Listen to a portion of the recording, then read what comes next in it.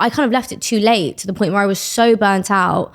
I was having like mental breakdowns every day, and then you're beyond like repair at that point. So I wish I did say something sooner, but at the same time, I know in that situation, like I actually couldn't say that much. I think it's one of those things as well, when you take in other factors such as race and gender, you feel like people are already assuming you're going to be whiny or like, you know, have more to say or just not be as good at your job as some of your other counterparts, and then that's always going to play a part in you're your already mind. like proving yourself as a woman, a woman of color, that you deserve to be there. So whilst everyone's in the same boat in that sense, you don't want to be the one that is calling something out, because that's just another excuse for them to say, actually it's because of this. So you kind of want to constantly be working twice as hard as everyone else just to stay afloat. And so I really struggled to say anything. Welcome back to another episode of Girls Know Nothing. After spending almost 5 years in the banking and finance sector and qualifying as a chartered accountant at a Big Four firm, Tanvi has now transitioned into being a full-time content creator, presenter, and a social media consultant. Tanvi has positioned herself as one of the most recognisable South Asian faces in the UK, and at present has built a following of over 120,000 followers across all social media platforms, as well as hosting a radio show for the BBC in the UK and in Canada. So welcome to the studio, Tanvi. I have so many friends in like the financial sector, but they're all men. And that, like, so I never get like a real indication of what it's actually like to be a woman, especially an Asian woman in that kind of industry. But how did you get into finance in the first place? I think it probably started with the fact that both my parents are in finance. Okay. So my mum is from Kenya and my dad is from Tanzania. And because of the British Empire, you know, my ethnicity is Indian. They moved to East Africa and then they both immigrated to the UK to study. Oh, wow. So like 3 continents, 3 generations, which is quite common for a lot of people because of that kind of British Empire. And they both were good at maths. So I suppose they got into finance. And then because I'm Indian, I'm South Asian, finance is like one of those careers that is seen as traditionally high paid, financially stable. So I always thought I would end up in something financy or law, but I did an work experience in law and hated it. So finance quickly became like the thing that I was aiming towards. And then I just really loved economics at A-levels. So I did it as a degree. And when you do economics at uni, everyone around you is like spring weeks, internships, graduate schemes. Like really intense. Everyone's very on it to secure a really good grad scheme. So by second year of my university, so it was the penultimate year, I did 2 internships in my summer. One was at a bank and one was at a Big Four. And so going into third year, I already converted both those internships to grad schemes. So I already had 2 grad jobs before even starting third year of uni. So I kind of fell into it in that sense because I had no idea what I actually wanted to do. I just knew it was finance, but that's so broad, like what even is finance? Yeah. So I just thought like it would be a good place to start. And then I ended up taking the graduate scheme at the Big Four firm. And it's like a 3-year grad scheme. And you also do the professional qualification in accountancy, which is 15 exams. And I just thought like if I have no idea what I want to do, 3 years at a good firm, gain the experience, get a qualification, and opens most doors, doesn't yeah, it, like really? I can figure the rest out after. So that is kind of how I started my career in finance. Do you think that the pressure, do you feel like there was pressure from other people because everyone was so on it to just pick something as opposed to like taking your time and deciding what you want to do? Yeah, like I didn't really think, I didn't take a step back to think, what do I actually want to do? What would I enjoy? And when you're in that bubble, I suppose, when everyone around you is like doing applications, applying for jobs, doing those tests, you just do it as well because it's all you know. So it was the pressure from that, but also you're all kind of spurring each other on in like a nice way as well. Yeah. Like I remember I lived in a flat with 6 girls and we would all kind of discuss interview prep and do tests together and all of that. So you're kind of in that environment, you don't really look outside of it. What was it like actually being in those like lectures and things? Because I mean, I did law, but I didn't feel like it was always the same types of people that were in those lectures. Did you feel it was the same for you or not? I went to the University of Nottingham. Okay. So it was academic, but not like an Oxbridge academic level. So I felt like it was quite diverse, which I really enjoyed. I felt like there were people from all sorts of backgrounds in terms of race and ethnicity. But what I would say is that everyone was still quite highly educated. Okay. So even if there were Indians, people who were black, people who were white, we all still had a very good base level of education. So in that sense, I feel like we had all come from, you know, people that like work ethic, are driven, ambitious, looking to make a name for themselves in their career. So I feel like that does make a difference with who you surround yourself with in terms of like picking a career, because you all have a life that you want to attain. Do you think there was I always found that there was pressure, like, so my mum's Southeast Asian. So I always felt like there was pressure to having a job that your parents were proud to brag about, right? Yeah. Do you know what? My brother's a dentist. So I almost thought, you know what? He's a dentist. He's ticked that box. I can do what I want. But no, I think subconsciously that 100% happened. I just wasn't conscious of it. Okay. Because they're both in finance, you know, I see their jobs. I understand what they do. I thought they were quite interesting. So I naturally fell into thinking, okay, finance is a good job. And because they were able to give us a life that allowed us to be comfortable, and we had some privileges like being able to go on holiday or having nicer cars, you just look at that and you think, okay, like that's a good option. Yeah. I never thought it was a be all and end all, but definitely like subconsciously your external environment, your culture, your family all feeds into the decisions you make surrounding your career.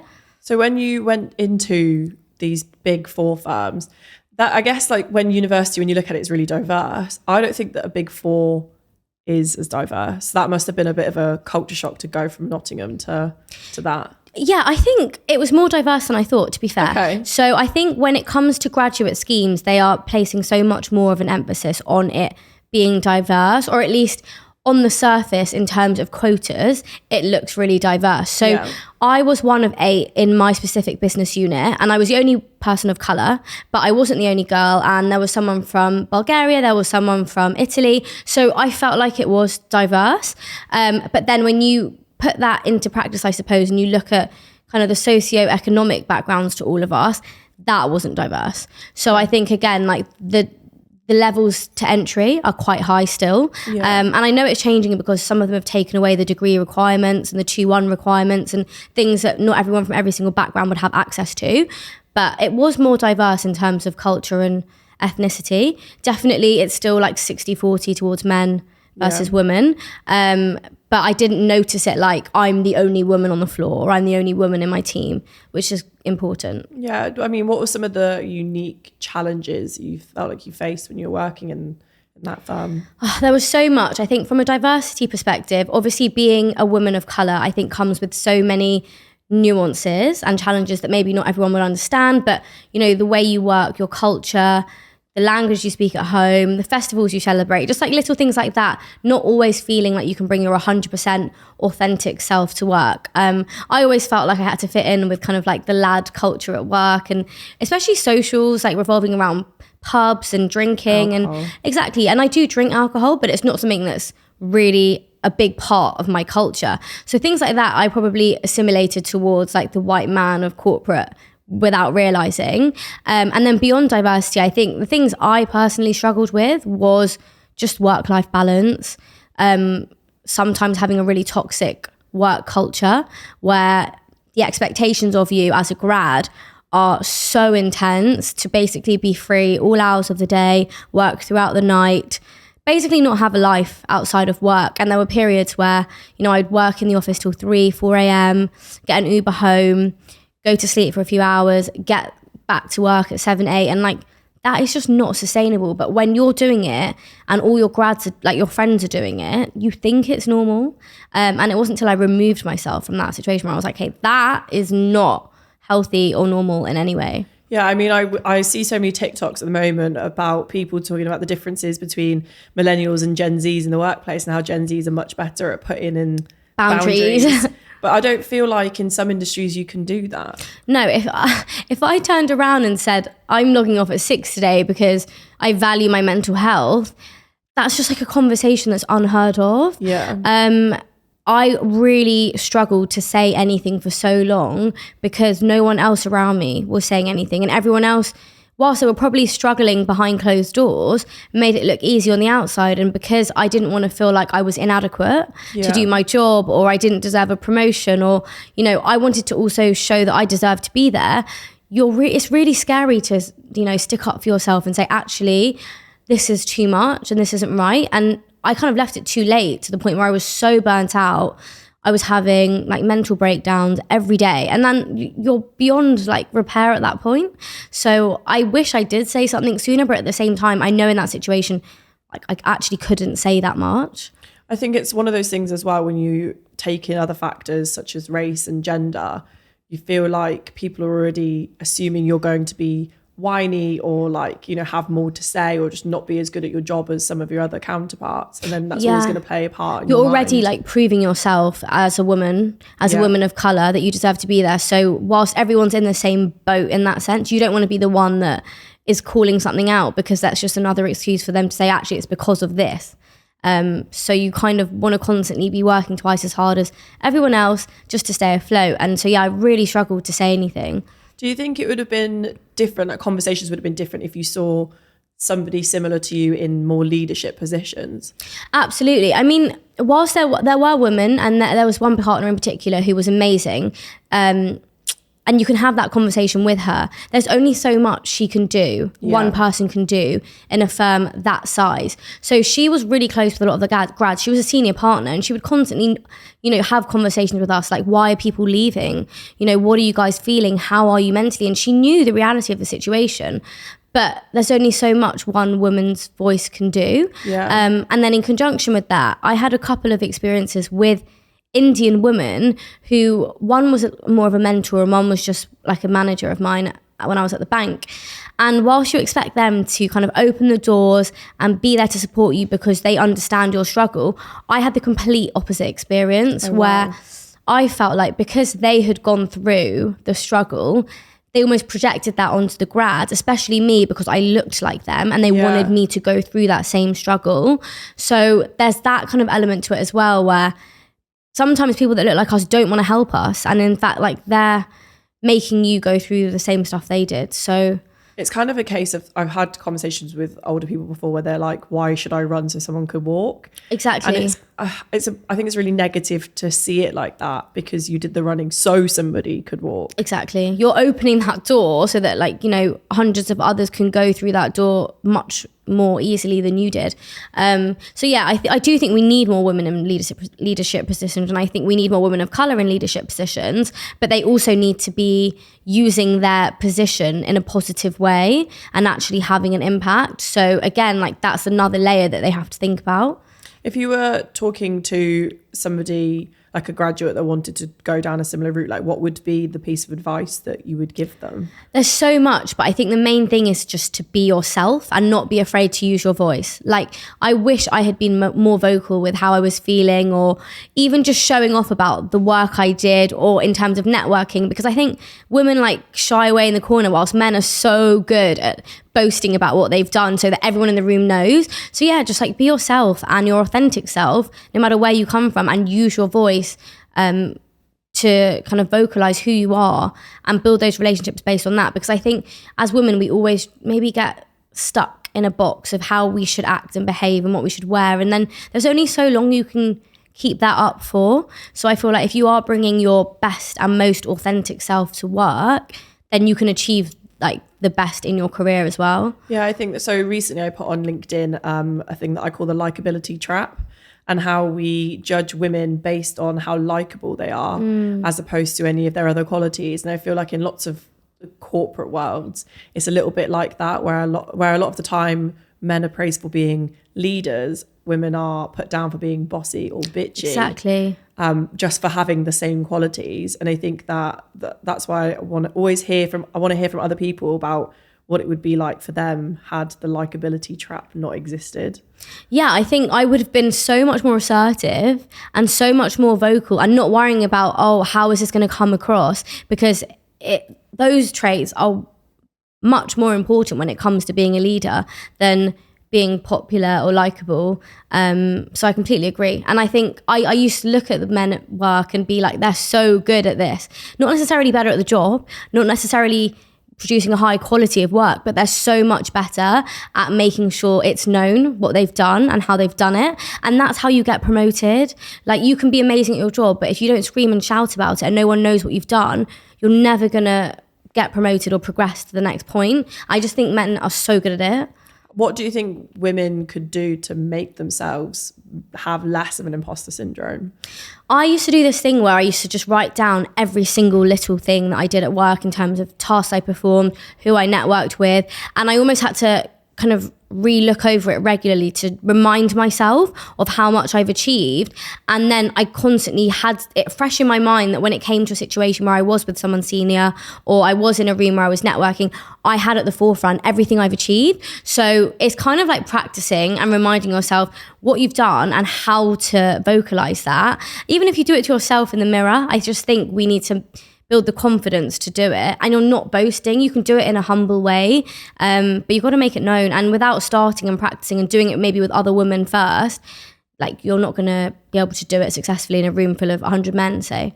Yeah, I think that's why I love journaling so much. When you write like one little thing down and you put your brain in that positive space. Yeah, and you don't probably realize how much you achieve until you put it to paper and then you have a visual representation of everything you've done.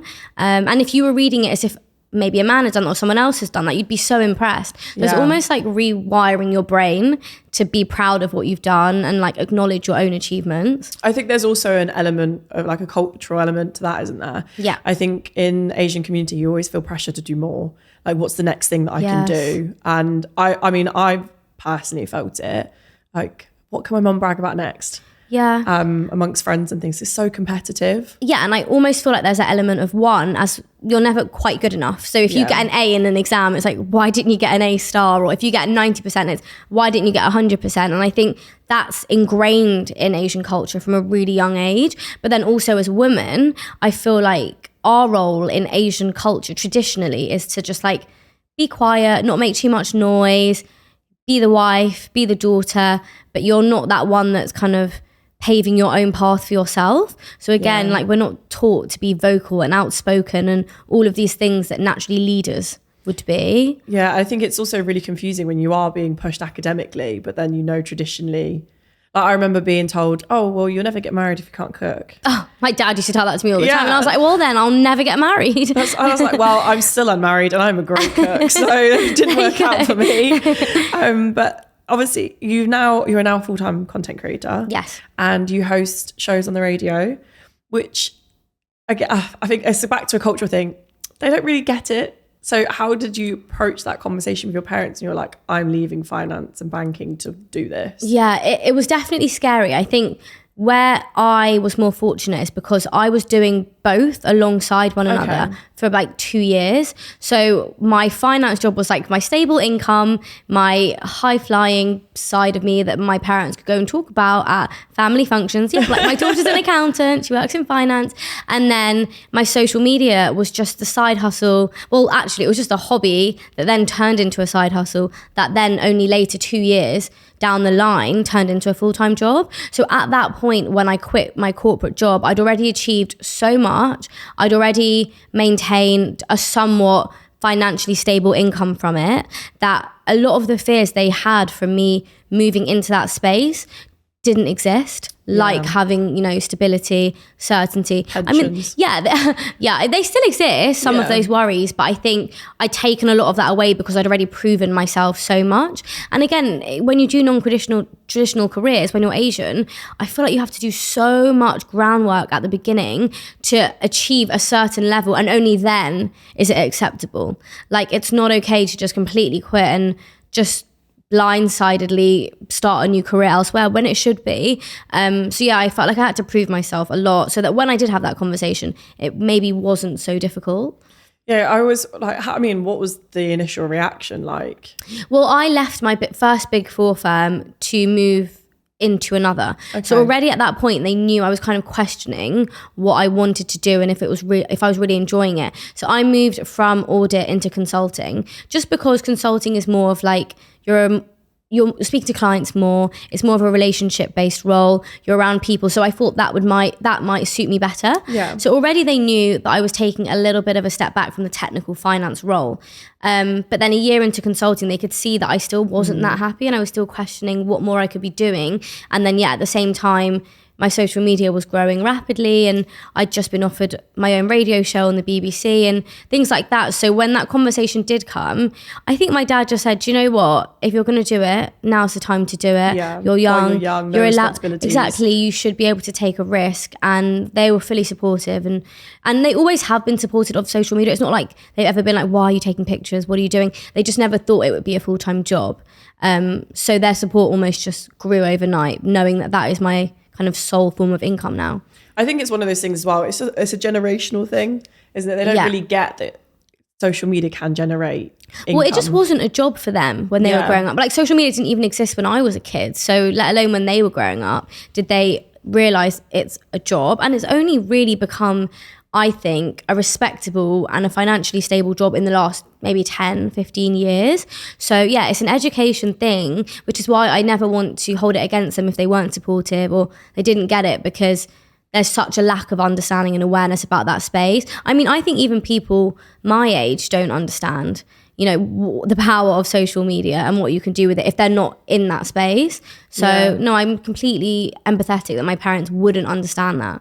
I think from the outside looking in, everyone thinks it's easy. You wake up, you take a couple of pretty pictures, you kind of post them, you go back to sleep. And it's not like that at all, especially when you do content like you do, and you talk about, how to get into certain careers and especially in the Asian space, there's not that many Asian content creators out there. Yeah. So, I mean, what were the challenges you faced when you were trying to break into that industry? Oh, there's a lot of challenges being a South Asian woman on social media. I think the lack of representation is really hard, because it's hard to envision you being successful in something when you don't see that many people that look like you doing it. And I remember growing up, there were a few YouTubers who were Indian, and like they're huge, but there was no one else. And I never really thought that could be for me, because there was like 3 or 4 of them, and that was it.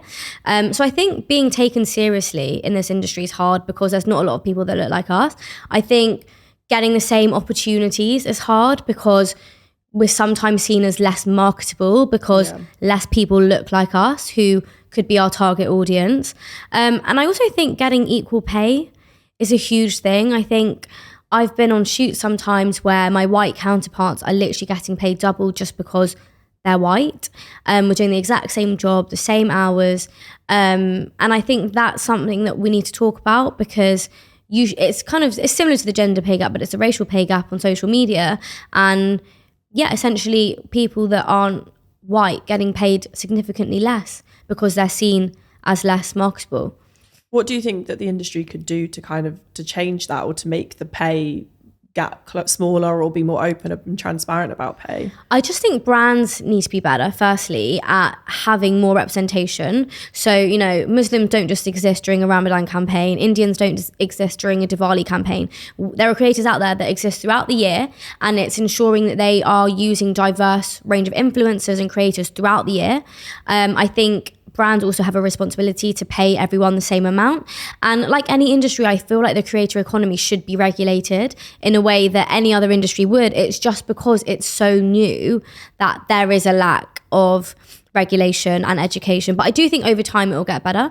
And then I also think kind of the responsibility of other creators who are kind of white creators to almost call out brands if they aren't being diverse, or to support people of colour, to kind of lift them up with them. Because I think whilst they may be benefiting from the system as a whole is flawed, because not everyone's being treated equally. So I think there's a lot that can be done. Yeah, I think as well, it's knowing in this industry when that's happening, it's also bad on your mental health, because you're asking yourself, am I not worth the same? Am I good enough?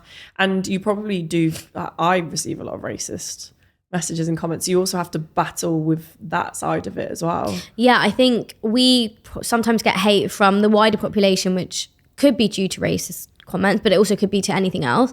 And then I also feel like I face hate from my own community, because I'm doing something that is different, outspoken.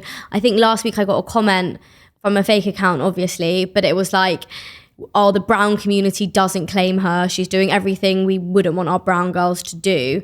And so it's tough because you're fighting the general population and also your own. And I do feel like as a community, we need to do better at supporting each other, because we're all we have if we're trying to make real change and a difference in the world. Do you think it's slightly easier when you're doing radio shows as opposed to just social media? The thing with radio is you don't see, you know, the content response in that sense. Like you don't have access to comments, or you don't have access to, if something goes viral on TikTok, you don't have to sit through and read those comments, right? So with radio, it's like a show that is prepped, that is planned. I think it's a really fun and nice thing to do, but I find that I personally have way more of an impact, and I enjoy content because it's my name, it's my direction, it's the message I want to get across. So I think that equally is important. But yeah, I definitely face way less hate doing radio than content creation. One thing that is I love and hate about this industry at the same time is that you're surrounded by people all of the time, but you're not. Like, it can be very lonely because you are self-employed, you're a freelancer, but at the same time when there's events and things, there's loads of people around, but it's not the same. And I think that's one of the things I miss about having a 9-to-5, that same team ethos. What do you think as an industry that we could do to kind of close that bridge? Yeah, being an influencer can be so lonely. Like, there's days where I've just sat by myself at home, filming, editing, replying to emails. And you're right, like in the corporate world, you would never get that. You would always be speaking to your team, or you'd be in the office. And I definitely miss that. So I think creators and influencers need to come together more and support one another and build genuine, real friendships and relationships, because I've got lots of friends who are in the industry, and some are amazing, but some you question people's motives sometimes because, you know, are they looking to gain something from you? Do they want to just create content with you for their own clout? Whatever it is, I think it's much harder to make friends with people in the industry because you never know someone's true intentions.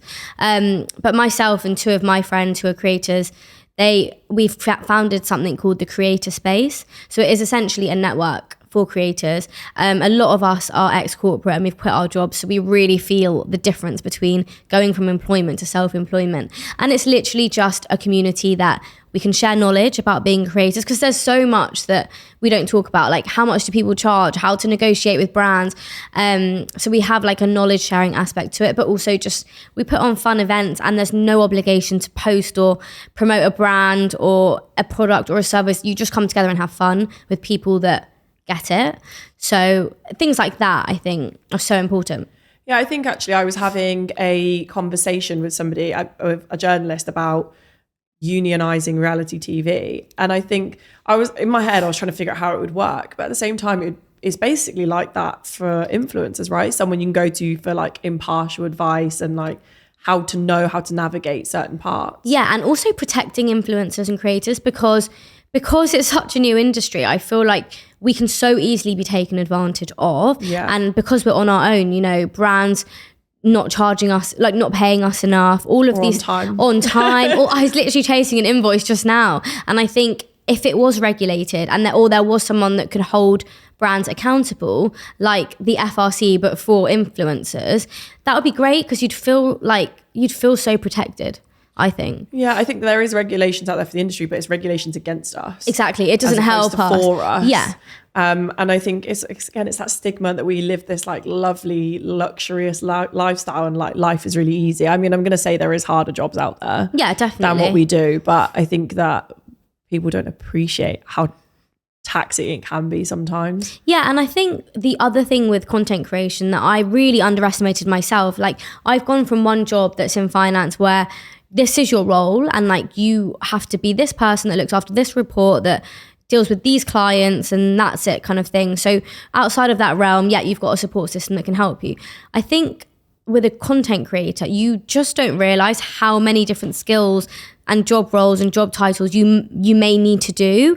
So for example, if I was doing a campaign all by myself, it would be like the strategy, the planning, the scripting, the filming, the hair and makeup, the stylist, and then the editing. So those are so many things that I'd never done before. And I was like, how on earth am I gonna edit a video, or how am I gonna know how to film something? And I guess you can learn, anyone can learn anything. There's so many resources out there, but you just may need to be something completely different one day and learn new skills the other. So that's why I think it's hard, because you're sometimes expected to do so many different things in one task.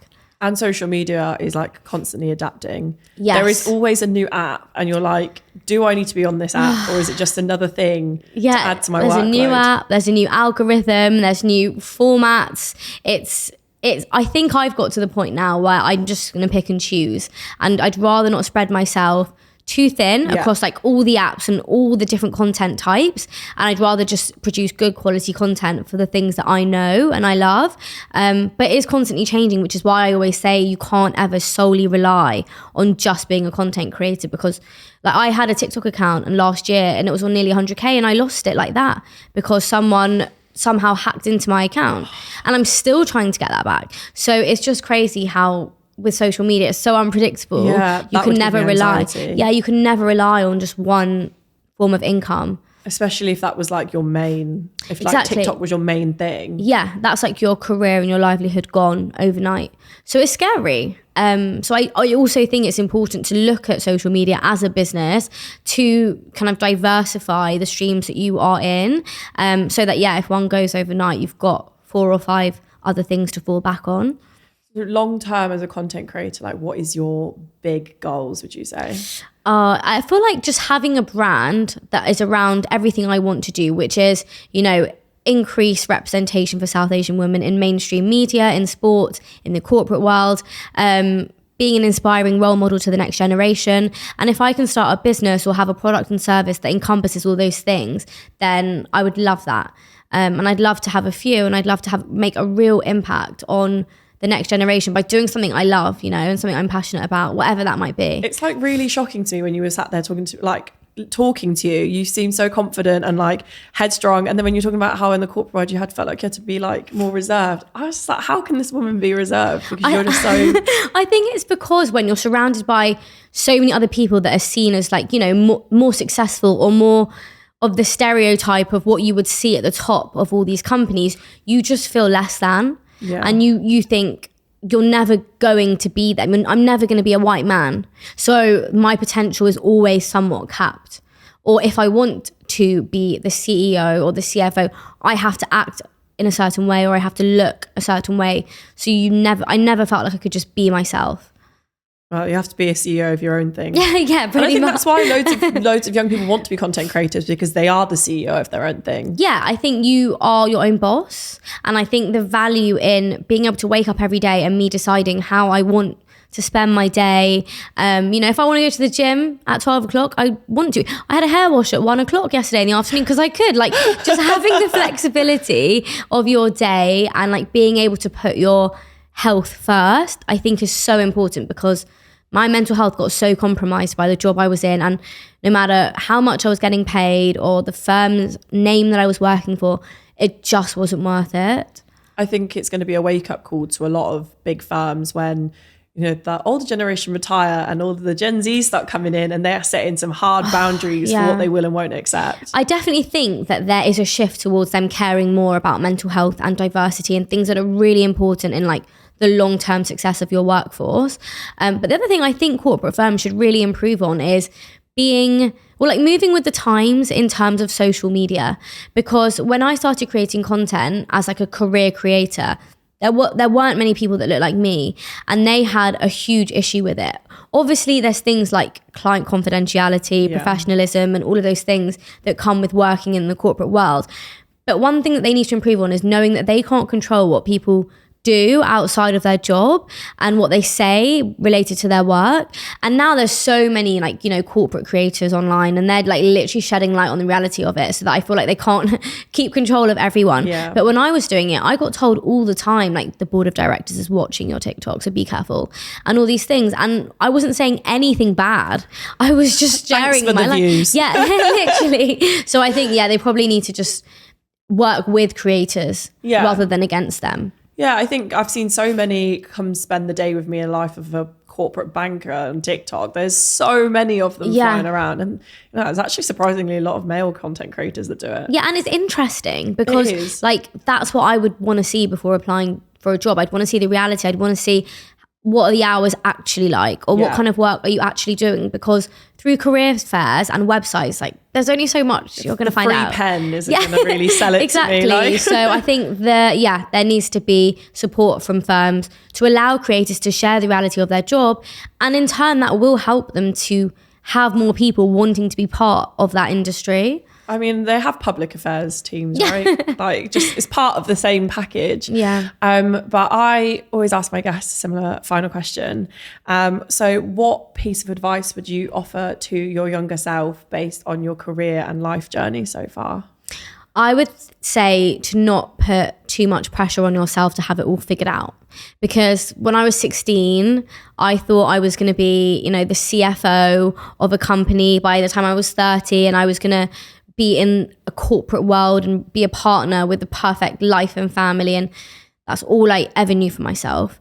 But I've quit the corporate world. I've become a content creator. I'm self-employed. I travel the world. I have a radio show, and I never thought I would ever be able to do anything like that. So don't put so much pressure on yourself to have it all figured out. And who knows, in like 2 years' time, I could be working for a different company somewhere else and not be doing social media at all. So I think it's just understanding that life changes and it's a journey, and just to be open-minded about everything. Oh, that's really amazing. And I definitely share that same sentiment. I thought I'd be married with kids and a dog and a white picket fence life by now, and I couldn't imagine anything worse than that. So honestly, thank you. Thank you for sharing your story, and I've loved hearing about your journey. Oh, thanks for having me. Been so fun.